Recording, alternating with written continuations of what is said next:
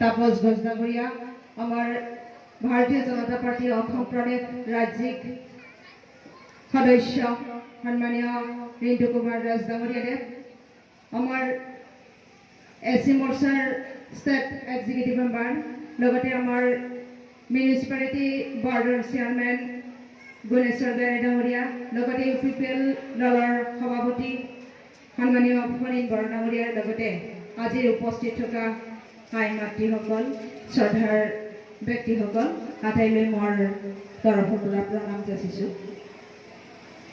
মই বেছি কথা নকওঁ, ইতিমধ্যে বিভিন্নজনে বিভিন্ন বক্তাই বিভিন্ন ধৰণে আপোনালোকক বুজাই গৈছে, আঁচনি সম্পৰ্কে হওক, নিৰ্বাচনত আমি কিয় ভোট দিব লাগে, বিভিন্ন কথা বুজাই গৈছে।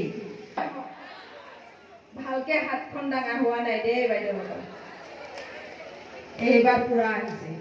দাদা এটা কথা কওঁ, এইবাৰ আমাৰ কোকৰাঝাৰ লোকসভা সমষ্টিৰ পৰা জয়ন্ত বসুমতাৰী ট্ৰেক্টৰ চিনৰ বিপুল ভোটত জয়ী হ'বই, সেইটো খাটাং।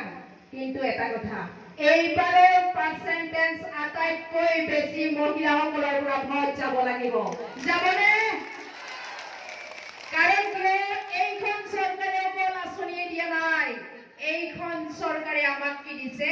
মহিলাসকলক সন্মান দিছে, যাৰ কাৰণে আজি ৰাজনৈতিকভাৱে আমাক সবল আৰু শক্তিশালী কৰাৰ কাৰণে কোনো ধৰণৰ আন্দোলন নকৰাকৈ, কোনো ধৰণৰ ধৰ্ণা নোলোৱাকৈ, কোনো ধৰণৰ আমাৰ বিধানসভা বা লোকসভা বা য'তেই হওক তাত পাতি নকৰাকৈ আমাৰ মহিলাসকলক 33% আসন সংৰক্ষণৰ ব্যৱস্থা কৰিছে একমাত্ৰ মহিলাসকলৰ কাৰণে। গতিকে আপোনালোকে হাত চাপৰি দিব লাগে। আৰু 7 তাৰিখ নিৰ্বাচনত মই এটা কথাই কম আপোনালোকক, আমি এটা কথাই কম, বিশেষকৈ আমাৰ কোকৰাঝাৰ লোকসভা সমষ্টিৰ ভিতৰত আমাৰ চিৰাং জিলা আৰু চিৰাং জিলাৰ ভিতৰত বিজনী বিধানসভা সমষ্টিৰ পৰা আমাৰ আটাইতকৈ বেছি মহিলাসকলে বিপুল ভোটত জয়ী কৰাব লাগে। তাৰ বাবে আপোনালোকক আঁচনিৰ কোনো প্ৰয়োজন নাই, আঁচনি আহিব, আঁচনি যাব, হয়নে নহয়? আঁচনিটো দিবই, চৰকাৰ থাকিলে আঁচনি থাকিবই। গতিকে আমাক কি দিছে? আটাইতকৈ বেছি আমাক সন্মান দিছে। য'ত নেকি যোৱা স্বাধীনতাৰ 70 বছৰৰ শাসনকালত আমাৰ মহিলাসকলক আটাইতকৈ বেছি লাঞ্ছনা নিৰ্যাতনত ভুগিছিল নে নাই? ভুগিছিল। আমাৰ মহিলাসকলক ধৰ্ষণ, হত্যা, লুণ্ঠনৰ পৰা আদি কৰি মহিলাসকলৰ হৈছিল। কিন্তু আজি তাৰিখত যদি চাওঁ, মই উত্তৰ বল্লাংগুৰিৰ পৰা ইয়ালৈ আহিলো, মই কি বুলি আছিল ফৰমাইচালিৰ পৰা আহিলো, কোনো ধৰণৰ অসুবিধা নাই। যোৱা দিনত মই ফুৱাৰী বৰিপৰাৰ পৰা 11:30 বজাত ৰাতি মাত্ৰ 2জনে আহিছো। এতিয়া যদি আমি 12 বজাতো ইয়াৰ পৰা অহা যোৱা কৰো, মই ডেইলি অহা যোৱা কৰি আছো, কোনো ধৰণৰ কাৰো একো কৰিব লগা নাই। মানে কোনেও এনে ধৰণৰ আজিৰ তাৰিখত খুব একেবাৰে নাই বুলি ক'লেও কোনো ভুল নহ'ব, য'ত আমাৰ মহিলা আজি নিৰ্যাতন হৈছে। কিন্তু আগৰ দিনত, BPFৰ দিনত, কংগ্ৰেছৰ দিনত আমাৰ অৱস্থা মহিলাসকলৰ আটাইতকৈ বেছি নিৰ্যাতন হৈছিল, আমাৰ মহিলাসকলে হাৰাশাস্তিত ভুগিছিল। আমি বৃদ্ধ পেঞ্চনৰ নামত ব্লকত অহা যোৱা কৰি যিমান টকা, 250 টকা, তাতকৈ 3 ডাবল খৰচ কৰিও আমি ল'ব পৰা নাছিলো, আমি দিব পৰা নাছিলো।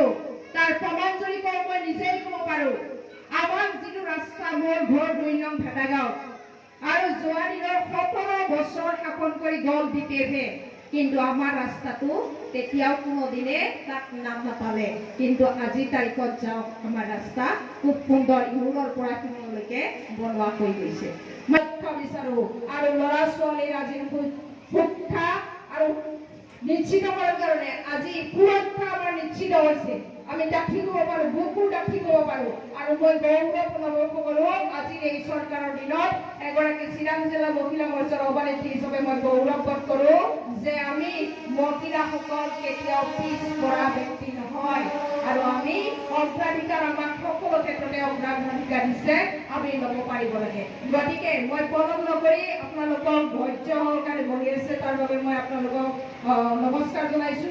আৰু মই বিচাৰো আপোনালোকে 7 তাৰিখত ৰাতিপুৱাতে আপোনালোকে গৈ পেলাই ভোটদান কৰি আহিব। দুপৰীয়া হ'লে ৰদ পৰিব, কৰবাৰ মূৰ ঘূৰাব, বিভিন্ন হ'ব। আমাৰ 3 নম্বৰত থাকিব জয়ন্ত বসুমতাৰী UP মোদীৰ প্ৰাৰ্থী নৰেন্দ্ৰ মোদীৰ প্ৰাৰ্থী 3 নম্বৰত ট্ৰেক্টৰৰ চিনত ভোট দি জয়যুক্ত কৰক আৰু 4 তাৰিখে আমাৰ ৰিজাল্ট ওলাব ঘোষণা হ'ব 4 তাৰিখৰ পিছত 5 তাৰিখত আমি গোটেই মহিলাই মিলি আপোনালোকৰ লগত বিজয় উৎসৱ পালন কৰিম গতিকে এবাৰ মোৰ লগত শ্লোগান দিব নাৰী শক্তি নাৰী শক্তি নাৰী শক্তি इस बार 400 पार इस बार 400 पार इस बार मोदी सरकार मोदी है तो सब कुछ मुमकिन है গতিকে আপোনালোকক সকলোকে পুনৰবাৰ